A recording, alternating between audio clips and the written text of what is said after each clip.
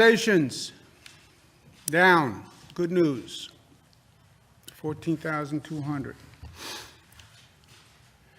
All the evidence suggests we're on the downside of the curve. We're headed down. Net change in hospitalizations is down. Net change in intubations is down again. And they have been down for a while. This is still not great news. Number of new people coming into the hospital, number of new infections is slightly down, but that's basically a flat line, and that is troubling. About 1,200 new, 1,300 new infections every day. Number of lives lost is still heartbreaking news, 422. Again, this is at an unimaginable level, and it's dropping somewhat, but it's still devastating news. The question we're watching now is, we hit the high point, we're on the way down. How fast does that number come down? And how far does that number drop?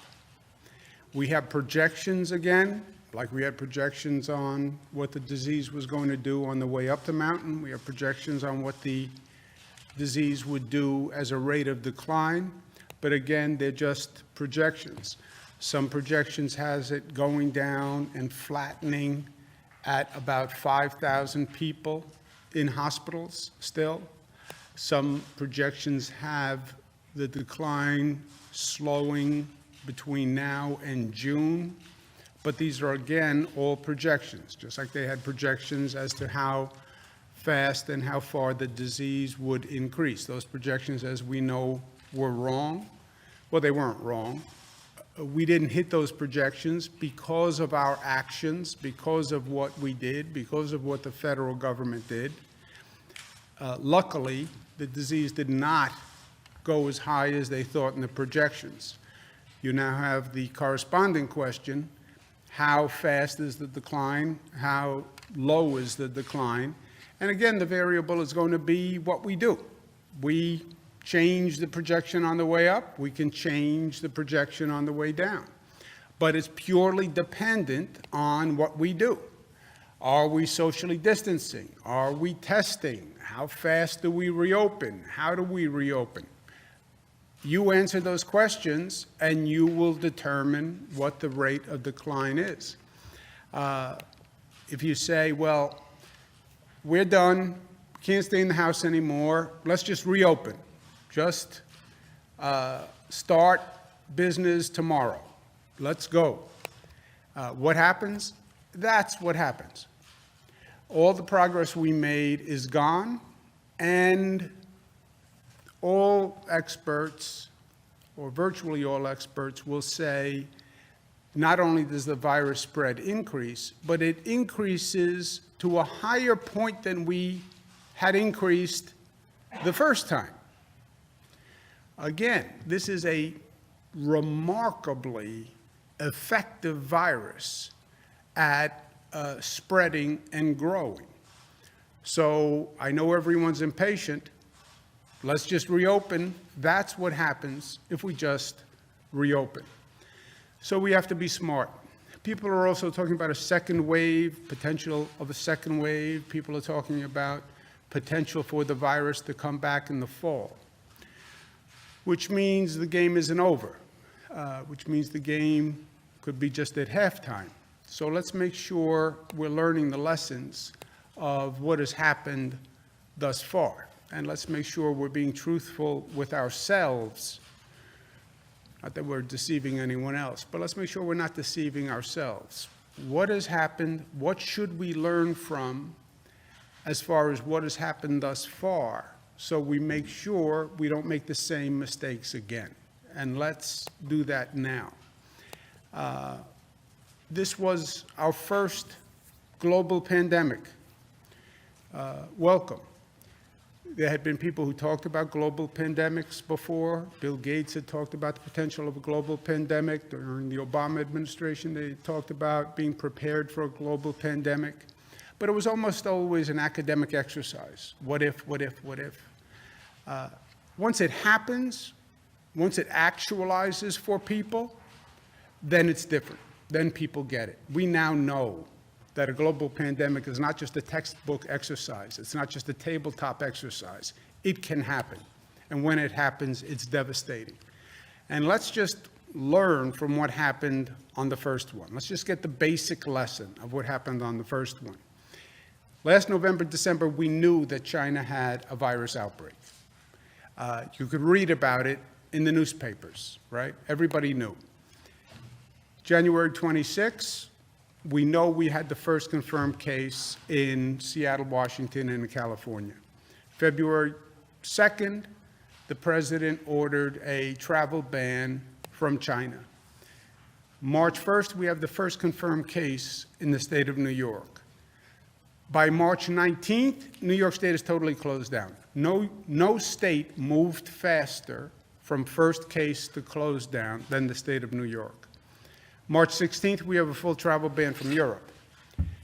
Researchers now find, and they report in some newspapers, the virus was spreading wildly in Italy in February.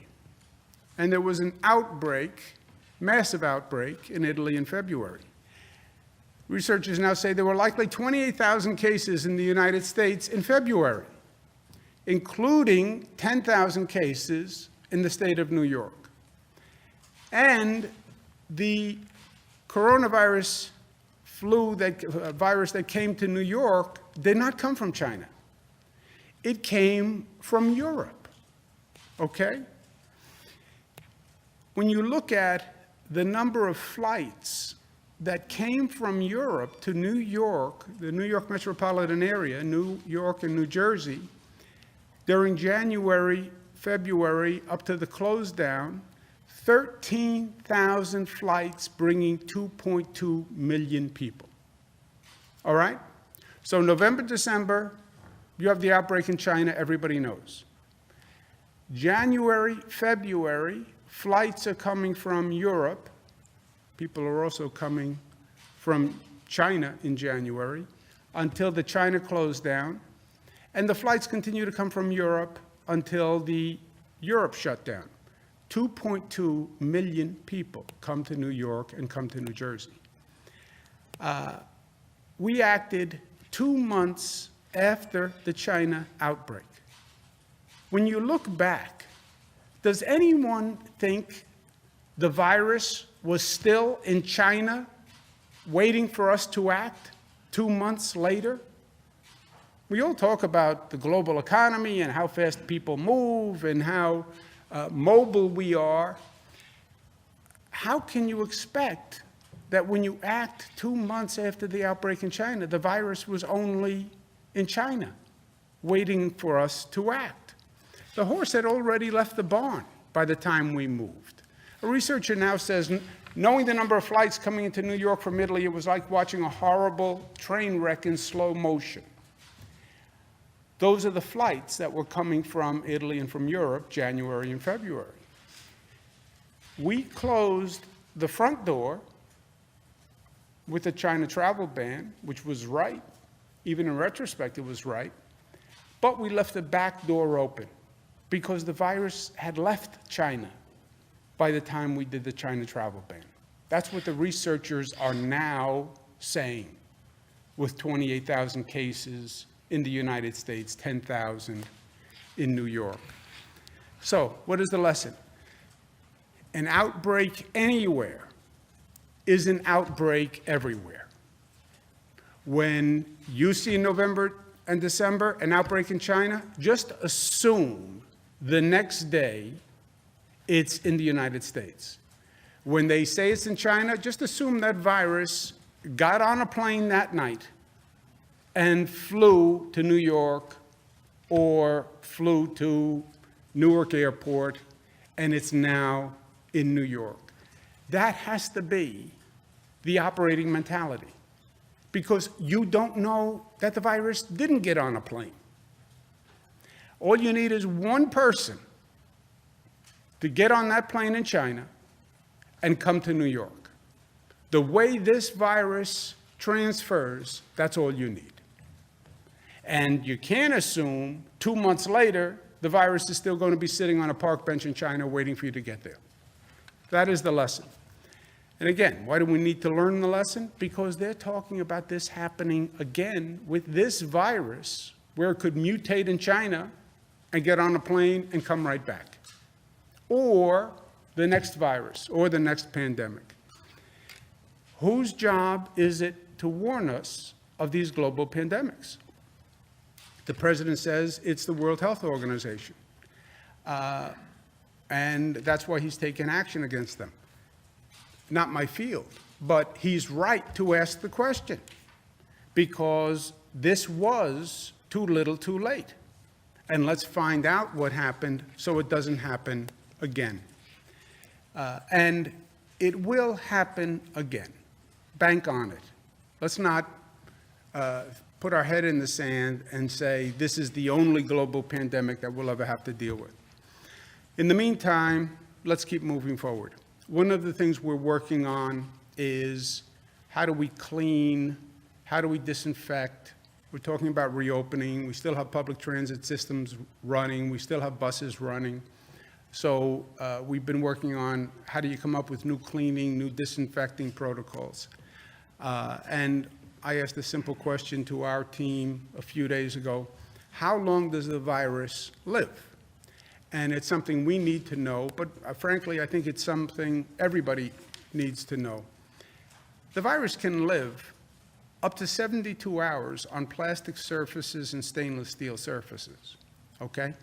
So just think about this from a transit point of view, or from your car point of view. It can live on a vinyl car seat up to 72 hours. It can live on a pole in a bus or on a seat in a bus for up to 72 hours. Up to 24 hours on cardboard, up to 4 hours on materials like copper. And the droplets can hang in the air for 3 hours. This was a shocker to me. When they were talking about droplets, I thought it was a droplet and then it falls, right? It's a droplet that can hang in the air for 3 hours. I don't even know how that works. And many of the people who spread it are showing no symptoms at all. So just factor that in your daily life when you're going through your own precautions. We're also going to do the state finance report this week. And what you're going to see is what we expected, roughly a $13.3 billion shortfall from our forecast. Total effect over the period of the financial plan is $61 billion. Now, what happened? New York State was not, quote unquote, in trouble before this happened. New York State was very, very strong before this happened. Our economy was growing. It was growing at a very high rate. Our government spending has been at record lows. The spending increases. Our taxes today are lower than the day I took office. Oh, you're a Democrat. How can that be? They're numbers. Tax rates on individuals, businesses are lower today than the day I took office. Every tax rate, as incredible as that sounds, is lower today than the day I took office. So the state finances were very, very strong. And then this economic tsunami hits, and you shut down all the businesses, everybody stays home, they're not getting a paycheck, they feel economic anxiety. The consequence to the state is the revenue projections are way down. What do we do about it? Some people have suggested, well, states should declare bankruptcy. I think, as I said yesterday, it's a really dumb idea. People are trying to talk about bringing the economy back, reopen, we have to get the economy moving again. And then, rather than provide financial aid to the states that got hit by this economic tsunami through no fault of their own, suggestion was made, states should declare bankruptcy. few problems with that premise. Forget the morality of it and the ethics of it and the absurdity of it and the meanness of it. Legally, a state can't declare bankruptcy. You would need a federal law allowing states to declare bankruptcy. So to the Senate that proposed it, I say, pass a law allowing states to declare bankruptcy. I dare you. And let the president sign that bill that says, I give the states the legal ability to declare bankruptcy. It's your suggestion, Senator McConnell. Pass the law. I dare you. And then go to the president and say, sign this bill allowing states to declare bankruptcy. You want to send a signal to the markets that this nation is in real trouble? You want to send an international message that the economy is in turmoil? Do that. Allow states to declare bankruptcy legally because you passed the bill. It'll be the first time in our nation's history that that happened. I dare you to do that. And then we'll see how many states actually take you up on it. I know I wouldn't. But if you believe what you said, and you have the courage of conviction because you're a man of your word, pass that bill if you weren't just playing politics. We'll see how long it takes him to do it. Also moving on, voting, we still have elections in the midst of all this chaos. We've seen elections held where we had people on lines for a long period of time. It makes no sense to me to tell people you have to put your life at risk, violate social distancing to come out to vote. So we passed an executive order that said you can vote by absentee. Today I'm asking the Board of Elections to send every New York voter what's called automatically receives a postage paid application for a ballot. If you want to vote, we should send you a ballot so you can vote, so you don't have to come out and get online. And then looking ahead, more testing, and we are making great progress on that. New York State is doing more tests than any state in the country right now. New York State is doing more tests than any country per capita on the globe right now. That is what will educate our moving forward. Watch the spread of the virus. It's getting warmer. More people are going to be coming out of their homes. That's going to happen naturally. Watch that spread. Testing gives you those numbers on an ongoing basis. Maintain social distancing. Also, plan on a reopening, and not just reopening what was. We went through this horrific experience. It should be a period of growth. It should be a period of reflection. If we're smart and we use it that way, there are lessons to learn here. If we're smart and we have the courage to look in the mirror. We went through 9/11. We were the smarter for it. We went through World War II. We were the better for it. We went through Superstorm Sandy. We learned, we grew, we were the better for it. We should do the same thing here. People have totally changed their lifestyle. What did we learn? How do we have a better healthcare system that can actually handle public health emergencies?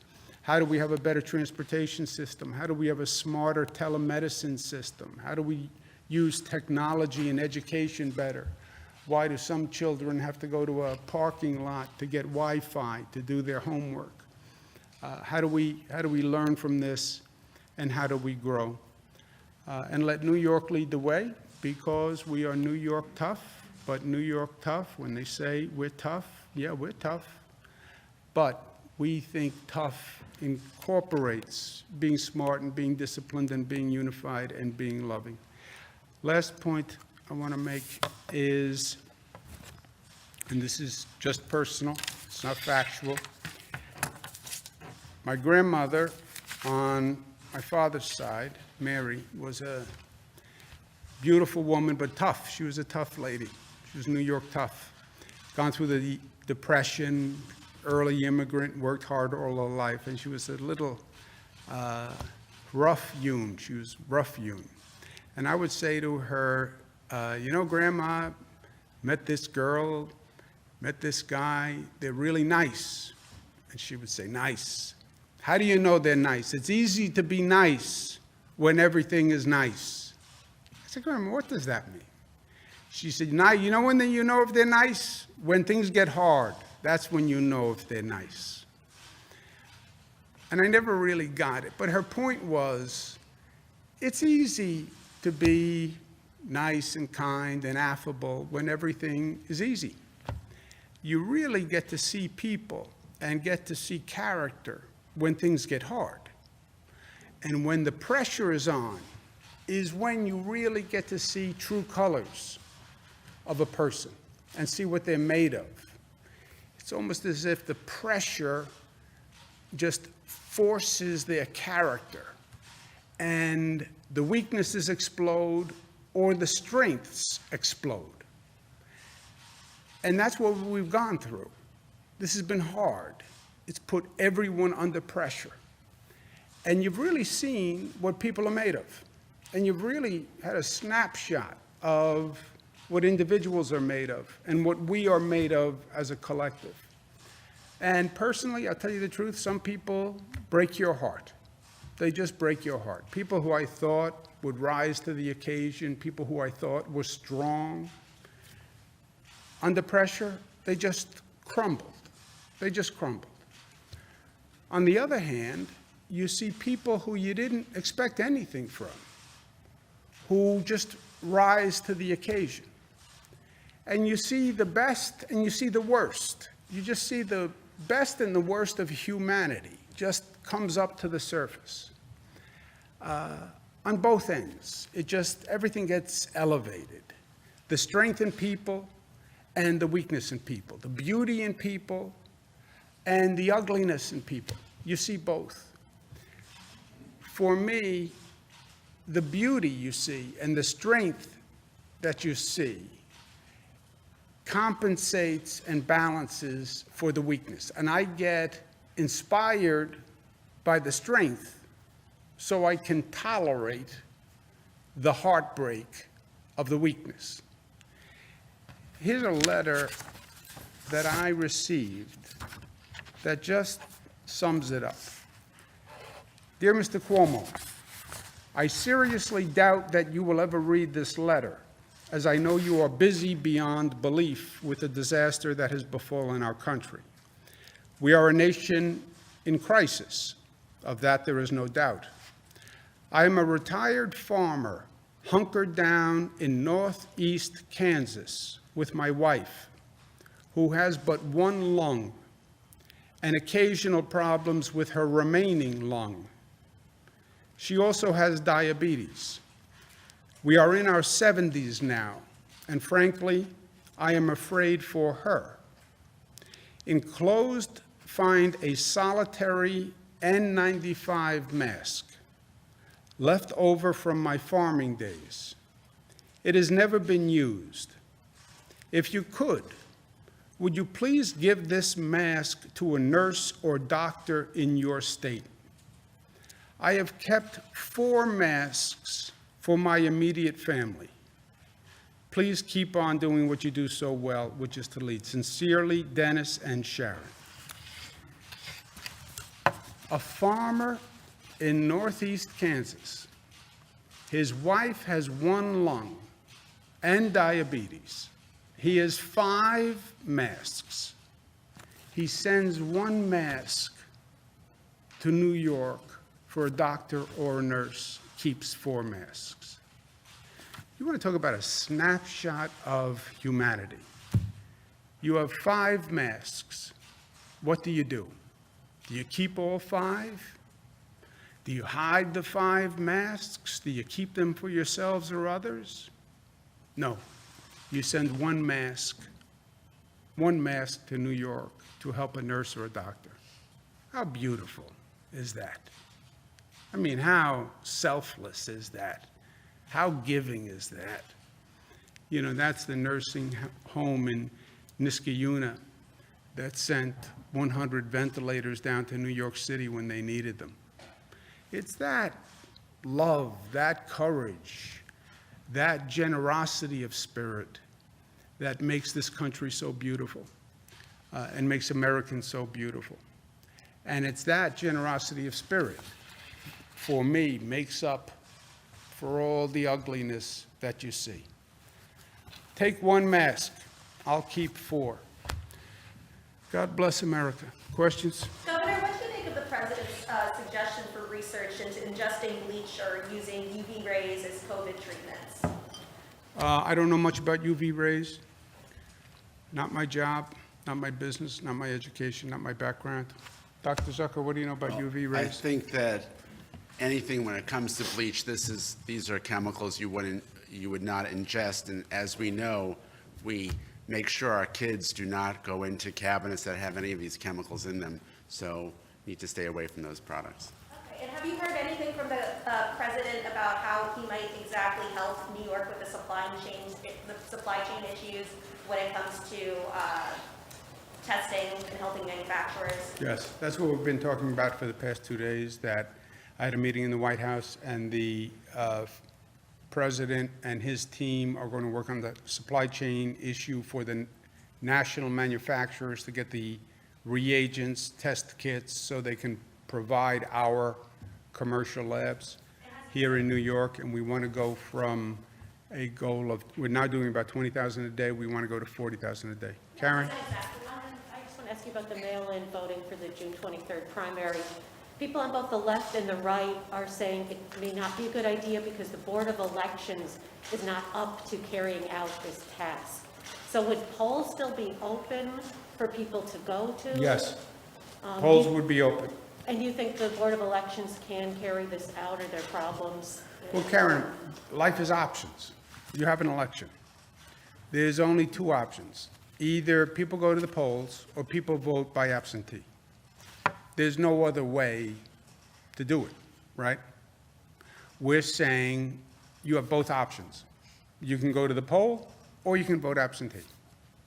I don't know what else anyone could expect anyone could do. So are you mailing an absentee application? Excuse me one second. What is the other option? People on the left and the right are unhappy. Yeah. What do they recommend? Right? There are only 2 things. You have an election, you can go to the poll that day, or if you don't want to go to the poll, you vote absentee. We're doing both. Well, do you worry that there could be some kind of mistakes or, the result won't be valid because something might happen with so many Well, people? then if you're against absentees, then everybody goes to the polls. Is that what they want? No, they don't want that either, because they don't want people going to the polls, because then you wait online and you come in contact with other people. Right? So life is options. Bernadette? Oh, yeah, just wondering, so are you sending an absentee application or an actual ballot? Melissa? We're sending an absentee application. So Article 2, Section 2 of the Constitution allows for an absentee voting process, and there are 2 provisions, one if you're out of county, the other is a list of specific things that were enumerated in law by the legislature. One of those is temporary illness. The executive order the governor did a couple of weeks ago amended the temporary illness provision to include risk of contracting COVID. So we looked at this very closely. I know some people thought that this should be you send everybody an actual ballot to vote, and we don't think that that's within our constitutional right for the governor's directive powers to override the Constitution and create a mail-in voting system where one otherwise doesn't exist. So what we're saying is everyone's going to get an application with postage, so this is easy. Every registered voter gets one, they can fill it out, they send it back in. And to the question of whether or not the Board of Elections can handle this, the provision the governor did a couple of weeks ago allowed for anyone to already be able to do this. It's just that then you would have had to download the ballot, call to get a ballot, go to the BOE to get the ballot. So all we're doing is making this more convenient so that people who don't have access to internet, don't want to leave their homes because of their fear of COVID, are able to get an application directly sent to them with the return postage to be able to get the absentee ballot that our early executive order allowed for. How smart is that? Curtis? We're a week away from May 1st. Millions of New Yorkers have rent due, they have mortgages due. Have you given any thought to a rent freeze for renters or to extend mortgages by that 3 months so that those loans would be extended so that people aren't going to be facing a kind of a large payment when your moratorium is complete? Yeah, we're looking at that right now. What do we do at the end of this moratorium? We have a number of options we're looking at. Is rent freeze amongst them? We're looking at all options. And then one follow-up question. We're now 3 weeks away from when the on-pause order is supposed to be done, May 15th. Parents are trying to figure out whether or not their kids are going back to school. Can we get a timetable on when you might make that decision? About 1 week. About 1 week So from we give today. people some notice. Governor, Raise anything else, no, Mayor? I was just going to say, on the rent freeze in New York City, that's controlled by the rent board in New York City, and that's entirely controlled by New York City. I know Mayor de Blasio has been calling for them to do the rent freeze, but that's outside of our actual jurisdiction. That's controlled by the city. Could you conceivably do that in other cities in the state, Utica, That's Albany? something that we're looking at, but the pressure has obviously been in the city, and that's what the conversation has been, and that's something that I know the mayor is focused on. It's really an issue in New York City, which is where, When might a decision on that be made, just so people can plan? well, the New York City decision, New York City has to make. What we do on our executive orders that are going to expire, we have a couple of weeks still. So we'll give people timely notice, but we're looking at all options. Has there been a task force, and this is probably a question for Melissa too, since I know you've been spearheading it, but has there been any update there on the safety of pregnant women giving birth during the pandemic, and just how is that work been going so far? We're going to be giving the governor a list of recommendations this weekend for executive action, so you'll be seeing something in the next couple of days, but we've been meeting every day this week. Governor, that revenue shortfall opens the door for you to institute a cut to local governments, to schools. Do you intend on invoking that power, and what kind of cuts should those entities expect? We're looking at that now, and we don't have a decision now, but I'll tell you the truth. I said to the federal government, I've been talking about this for how long? 2 months. 2 months. I said, how can you have a federal government in a position where they're not going to provide funding to state governments and local governments? Small business, airlines, business program, now some of these large corporations now apparently have been taking money from the government programs, and they're not funding state and local. When you don't fund state and local, you know who you don't fund? Police, fire, school teachers, school officials. What was the possible theory of funding large corporations, but not firefighters, and not police, and not healthcare workers? I mean, it boggles the mind. And all they said was, don't worry, right? Don't worry, we're going to do it in the next bill. We're going to do it in the next bill. We're going to do it in the next bill.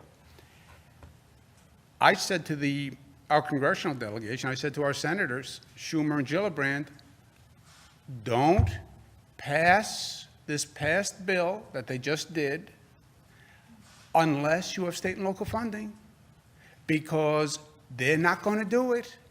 Don't worry, they're not going to do it. As soon as the Senate acts, McConnell turns around and says, oh, I'm not going to do it. The state should declare bankruptcy.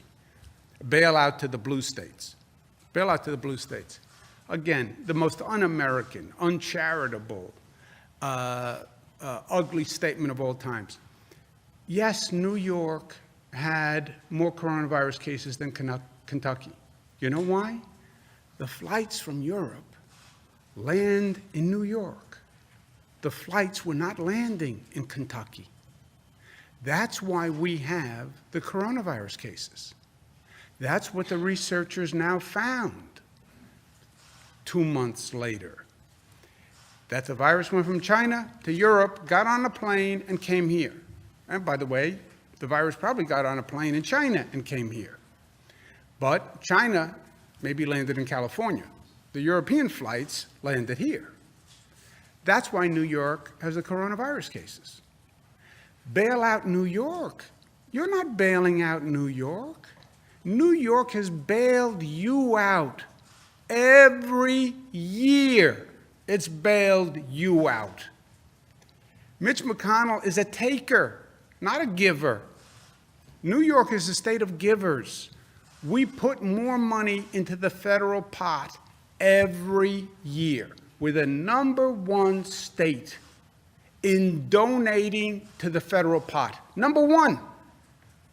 Kentucky is the #3 state in taking from the federal pot. They take out more from the federal pot than they put in. Every year, every year.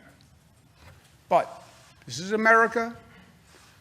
States, one federal pot, you put in what you can, and the states that need it, take it. Okay. So for every year, New York was the #1 donor state, putting in more money than it took out. Putting in more money than anyone else. And taking out less. #1 donor state. Kentucky every year was the #3 state that took out more than they put in. So they were we were putting money into the pot, they were taking our dollars out of the pot.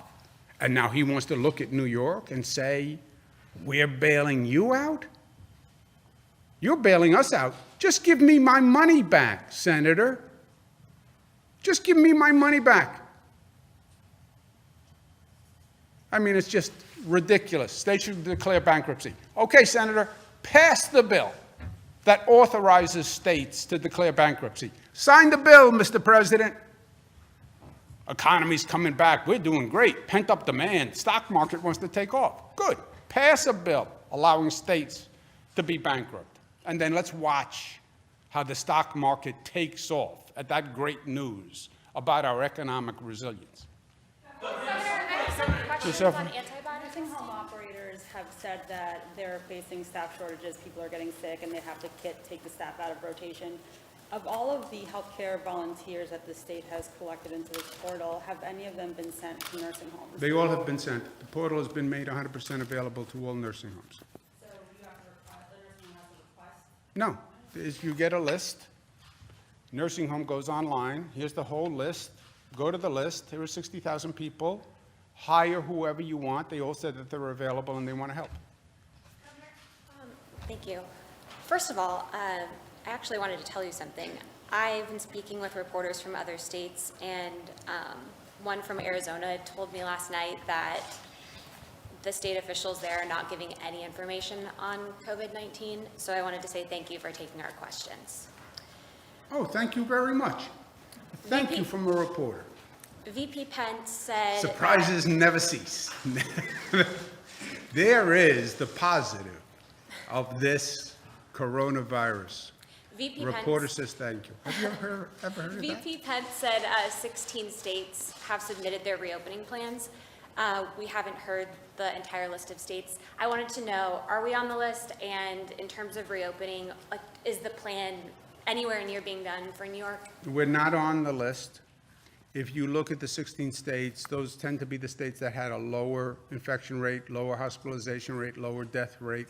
We're not in the first 16 in terms of just on the numbers, on the data. Also, our plan, we'll have a statewide plan, which will basically be focused on lessons learned, but then we're also doing a regional analysis, because in this state, some of the states are basically homogeneous. New York is anything but homogeneous. We have the most dense urban area in New York City, and then we have rural areas that could be in Ohio or could be in Montana. I mean, you know, we have areas where you have very few people, basically agricultural. So we have both, and that's why we're saying we'll do a regional analysis depending on the numbers. Some regions could open up before others, as long as the way we open up those regions don't cause unintended consequences where they wind up with different problems, because everybody now comes to drive in to go to their beaches or their parks or their businesses, et cetera. You know, you open up Main Street now anywhere in the state of New York, you'll see people in their cars driving up from New York City to go to that Main Street. I have no doubt. You see these pictures of beaches opening up. People will drive hours to go to a beach right now, right? You want to get out of the house, you have the kids who are making you a little crazy, put them in the car, drive 4 hours to go to a beach. People would do that. I told you, I saw a couple right here in the corner, drove up from Queens to buy Thai food in styrofoam containers and sit in the car and eat it. I said, why don't you just buy Thai food in Queens? They said we needed to take a ride. I mean, that's, you know, look at that pent-up concern. So following up to that, in terms of coming up with our reopening plan, do you know when our plan will be complete, or are we just still do we still have too much of an issue here to even get to that point? Well, the CDC guidance says before any state should open, you need 2 weeks of flat or declining numbers, right? So by the Fed's CDC guidance, we're not there yet, right? The 2 weeks is flat or declining. So even by a region, we'd have to do 2 weeks of flat or declining. Declining is obviously better than flat. So if you're just complying with the federal guidelines, you need that 2 weeks of case data.